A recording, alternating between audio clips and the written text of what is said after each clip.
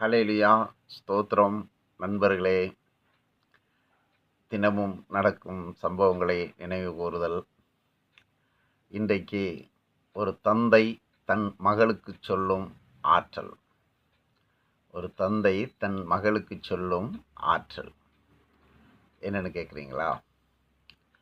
இது ஒரு கிராமப்புறத்தில் நடந்த கதையை ஒரு அம்மா தனக்கு நடந்த சம்பவங்களை என்கிட்ட சொல்லிக்கிட்டு இருந்தாங்க.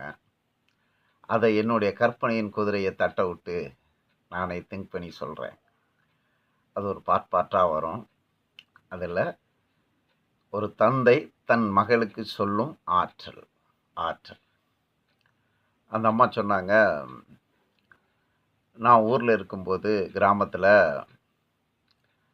என்னுடைய டீனேஜை ஸ்டார்ட் பண்ணி படிச்சுக்கிட்டு இருக்கும்போது ஒரு சாட்டர்டே எங்கள் வீட்டில் இருக்க ஆடு மாடு இதுகளை கூட்டிக்கிட்டு எங்கள் வீட்டை விட்டு தூரமாக போய் வயல்வெளியில் மேய்ச்சிக்கிட்டு இருந்தோம். அன்னைக்கு எங்கள் அப்பாவுக்கு சரியான வெளி வேலை இல்லை. சரின்னு என் கூட காட்டுக்கு வந்து ஆடு மாடு மேய்க்கும்போது வீட்டுக்கு தேவையான விறகுகளும் பொறுக்கிக்கிட்டு இருந்தோம். கொஞ்சம் நேரம் டயர்டான உடனே கையில் கொண்டு போயிருந்த கஞ்சி கொழுக்கட்டை பிடி கொழுக்கட்டை வச்சு ஒரு மரத்தடியில் உட்காந்து சாப்பிட்டுக்கிட்டு இருந்தோம்.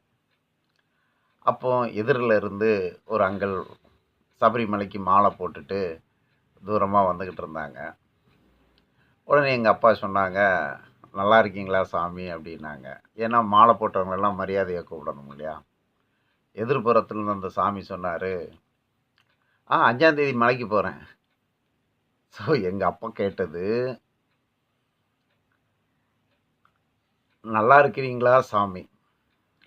மறுமுனையிலிருந்து அந்த சாமி சொன்னது, 5ஆந்தேதி மலைக்கு போகிறேன். இதை கேட்ட உடனே மகள் கொஞ்சம் சிரிச்சுக்கிட்டான். சாமி கடந்து போனதுக்கு பிறகு மகள் அப்பா கிட்ட கேட்டா, அப்பா சாமினா என்னப்பா? உடனே தந்தை சிரிச்சுக்கிட்டாரு. சாமியை பற்றி சொல்லணும்னா ஏழைங்க சாமி, பணக்காரங்க சாமி, படித்தவங்க சாமி, பக்தி உள்ள சாமி, இப்படி பிரிச்சுக்கிட்டே போகலாம். மதங்கள்னு பார்த்துட்டா இப்போ நம்ம கண்ணுக்கு தெரிஞ்சு 3 மதம் இருக்குது. ஒன்று இஸ்லாமு, ஒன்று கிறிஸ்தவம், இன்னொன்று இந்து. இந்த 3லுமே இந்த 3 பிரிவு இருக்குது. இப்போ நம்ம குடும்பத்தை எடுத்துக்காயான் தந்தை சொல்ல ஆரம்பிக்கிறார். எங்கள் அப்பா வந்து ஒரு சாமியாடி, எங்கள் அம்மாவும் சாமி ஆடுவாங்க. அப்புறம் எங்கள் அம்மாவுக்கு பிறந்த 5 பிள்ளைங்க. இப்போ பெரியப்பா சித்தப்பா எல்லாரும் படித்து ஒரு உத்தியோகத்துக்கு போயிட்டாங்க. அவங்க யாருமே சாமி ஆடுறதே இல்லை. சாமி ஆடுறது எங்கள் அம்மாவோட நின்று போச்சு. ஆனால் பக்தி இல்லைன்னு சொல்கிறதுக்கு இல்லை, பக்தி இருக்குது, ஆனால் சாமி ஆடுறது இல்லை. ஏன்னு கேட்டோம்னா 20 வருஷத்துக்கு முன்னக்கூட்டி எங்கள் கோவிலில் கொட்டை அடிச்சிட்டாங்கன்னா ஒரே சாமி ஆடும். இப்போ கொஞ்சம் கொஞ்சமாக சாமியோட ஆசீர்வாதத்தில் பிள்ளைங்கள்லாம் படித்து பெரிய ஆளாக ஆயிட்டாங்க. இப்போ அந்த பிள்ளைங்களுக்கு யாருக்குமே சாமி வர்றது இல்லை. கொட்டை அடிச்சுக்கிட்டு இருக்காங்க, சாமி வர்றதில்லை. ஆனால் சாமி பக்தி இருக்குது, மேலான பக்தி இருக்குது. அதுக்கு முன்னாடி இந்த சாமி சண்டை சாதி சண்டை இதெல்லாம் அதிகமாக நடந்துச்சு. இப்போ அதெல்லாம் குறைஞ்சிக்கிட்டு வருதுமா அப்படின்னு சொன்னார். அப்போது மகா கொட்டிக்கிட்டே இருந்தான். இப்போ போனவன் நாங்கள் எல்லோரும் சேர்ந்து சின்ன வயசில் ஒரு பர்டிகுலர் வயசில் என்ன பண்ணுவோன்னா, ஒருவன் வீட்டிலேருந்து பாத்திரம் எடுத்துகிட்டு வருவான், ஒருத்தன் அரிசி எடுத்துகிட்டு வருவான், ஒருத்தன் காய்கறி எடுத்துகிட்டு வருவான். என்ன கிடைக்குதோ அதை எல்லாம் போய் காட்டுக்குள்ளே உட்காந்து கூட்டாஞ்சோறுன்னு பொங்குவோம். கூட்டாஞ்சோறு அந்த சாப்பாடை பொங்கி அங்கேயே சிரட்டையில் போட்டு சாப்பிட்டுட்டு அப்புறம் அது ஒரு ஃபங்க்ஷனாக கொண்டாடுவோம். ஒரு முறை என்ன பண்ணிக்கிட்டு இருந்தோம்னா, ஊரில் கோயில் திருவிழாவை பார்த்துட்டு நாங்களே காட்டுக்குள்ளே போயிட்டு அந்த மாதிரி ஒரு சிலையை செய்து காட்டில் உள்ள பூவெல்லாம் பறித்து சாமிக்கு மாலையாக போட்டு இரும்பு டப்பாவை எடுத்து வச்சுக்கிட்டு கொட்டடிக்க ஒருத்தன் சாமி ஆட இவன் சாமி ஆட எல்லாம் ஆக்ரோஷமாக ஊன்னு ஆடிக்கிட்டு இருந்தோம். ஊர்லேருந்து பெரியவங்க வந்தாங்க, விட்டாங்க பாரு அடி அப்படின்லாம் எல்லாம் அடித்து புரண்டு ஓடி போயிடணும். அது ஒரு தமாஷான வாழ்க்கைம்மா. மகா கேட்டுக்கிட்டே இருக்கிறான். இப்படி எங்கள் இளம் வயது வாழ்க்கையில் ஓடிக்கிட்டு இருக்கும்போது எங்களுக்கு கல்வினா என்ன? கல்வி படித்தால் என்ன? என்ன படித்தா என்ன லாபம்னு சொல்லி எங்கள் அம்மா அப்பாவுக்கு அப்போ சொல்லித்தர சரியாக தெரியாது. ஊரில் இருக்க பெரியவங்களும் காலையிலே எந்திப்பாங்க. பல்லு கூட சிலவங்க விளக்க மாட்டாங்க. வாயை கொப்பளிப்பாங்க, வெத்தலை பாக்கு போடுவாங்க, பீடி அடிப்பாங்க, டீ கடை இருந்தால் டீயை குடிப்பாங்க. காலையிலே எந்திரிச்சு வேலைக்கு போவாங்க, கடினமாக உழைப்பாங்க. மத்தியானத்தில் சரியான ஹெல்த்தான சாப்பாடு இருக்காதுமா.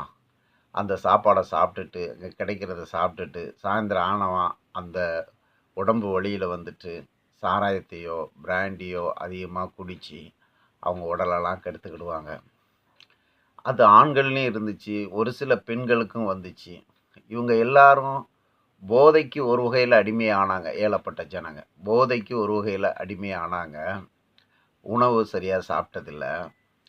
ஆனால் சாமின்னு வந்துட்டா அந்த வருஷத்தில் ஒரு நாள் திருவிழாவுக்கு ஊரே சேர்ந்து வரி போட்டு சாமி விழா கொண்டாடுவோம். அந்த விழா கொண்டாடுறது நல்லதா கெட்டதான்னு கேட்டோம்னா, இது கடவுளுடைய காரியம். இதை நல்லது கெட்டதுன்னு சொல்ல முடியாது. பரிமாண வளர்ச்சி. ஒரு பிராமண குடும்பங்கள் இருந்துச்சுன்னா, அவங்க படிக்கிறாங்க. படித்து வர்றவங்க இந்த மாதிரி நம்மளை மாதிரி ஆக்ரோஷமான சாமி ஆட்டங்கள் ஆடுறதே இல்லை. இவர்களை பார்த்து சிந்திச்சு படித்தவங்க நம்மளுக்குள்ளும் மாறிக்கிட்டு இருக்கிறோம். அந்த ஆக்ரோஷமான சாமி ஆட்டங்கள்லாம் குறைஞ்சி போகுது. நன்மையான சாமி ஆட்டங்கள் வருது, நன்மையான பக்திகள் வருது, படிக்கிறாங்க. அப்போ படிப்பறிவு உள்ள ஒரு ஜனம் ஒன்று இருக்குது, அவங்க ஒரு பக்தி. ஐஸ்வர்யம் உள்ள வந்த ஒரு ஜனம் இருக்குது, அவங்க ஒரு பக்தி. ஏழப்பட்ட ஜனம் இது ஒரு பக்தி.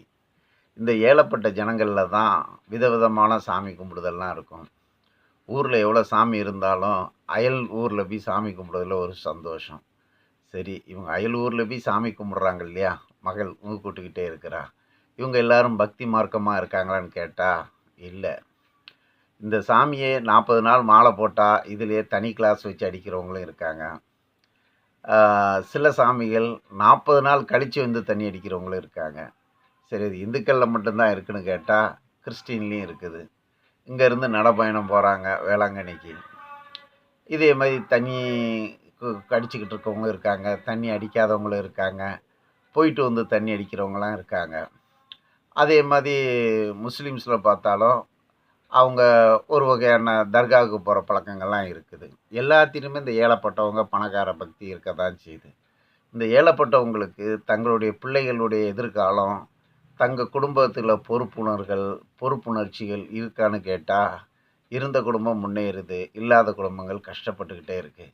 இதுக்கு கவர்மெண்ட்டு தான் என்ன உதவி பண்ணாலும், தங்கள் குடும்பத்திலே உயர்ந்தவங்க என்ன தான் உதவி பண்ணாலும், அவங்களுக்குள்ள அறிவு வளர்ச்சி வரும்போது தான் அவங்க தொழிலானாலும் சரி, படிப்பானாலும் சரி, வாழ்க்கையின் முன்னேற்றமானாலும் சரி முன்னேற வேண்டி இருக்குது. அப்படின்னு சொல்லிக்கிட்டே இருக்கும்போது மகா ஊங்குட்டிக்கிட்டே இருக்கா. அவங்க அப்பாவை பற்றி அவளுக்கு கொஞ்சம் தெரியும். ஏன்னா மிக்க அப்பாவுக்களை விட அந்த அப்பா நல்லவர். ஏன்னா அப்பாவும் ஏழப்பட்ட குடும்பத்தில் பிறந்து வளரும்போது ரொம்ப கஷ்டப்பட்டுருக்காங்க. ஆனால் அப்பா கூட பிறந்த அண்ணன் தம்பிகள்லாம் கொஞ்சம் பிரெயின் பவர் இருந்ததுனால படித்து உத்தியோகத்துக்கு போயிட்டாங்க. அப்பா கொஞ்சம் சேட்டைக்காரரு. கொஞ்சம் படிப்பள்ளி இல்லாமல் இந்த மாதிரி கூட்டாஞ்சோறு பொங்கினது, அடிதடி போட்டது, ஊர் சுற்றுனது. ஒரு குறிப்பிட்ட ஸ்டேஜுக்கு பிறகு கண் கெட்ட பிறகு சூரிய நமஸ்காரம் மாதிரி இப்போ குடும்ப பொறுப்பாக இருக்கார். ஆனாலும் அவங்க அப்பா ரொம்ப நல்லவர். இப்போ மகளோட ஒரு சகோதரனாக பேசுகிறாரு, மனைவியோட ரொம்ப அன்பாக இருக்கிறாரு, பிள்ளைங்களுக்கு இருக்கக்கூடிய எதிர்காலத்துக்காக தன்னைத்தானே வருத்திக்கிறாரு. அப்பாவுக்கு இப்போ எந்த கெட்ட பழக்கமும் கிடையாது. டெய்லி உழைப்பார், வீட்டுக்கு கொடுப்பாரு, எங்களோட உட்காந்து அன்பாக பேசுவார், எங்களுடைய எதிர்காலத்தை குறித்து கனவு காண்கிறாரு, எங்கள் எதிர்காலத்தை குறித்து சொல்லுவார். என்னத்தை தான் சொன்னாலும் கடவுள் மேலே மிகுந்த பக்தி.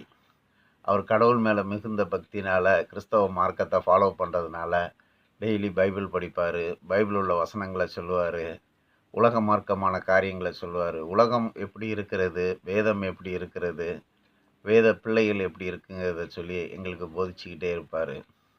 எங்கள் அப்பா எங்களுக்கு சொத்து சேர்த்து வைக்கலை, பிறரை ஏமாற்றி.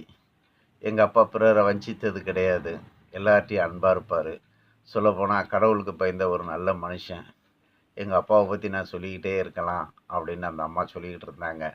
இது பாட்டு, இது இப்படியே பார்ட்டாக வரும். அல்லேலூயா. ஆமென்.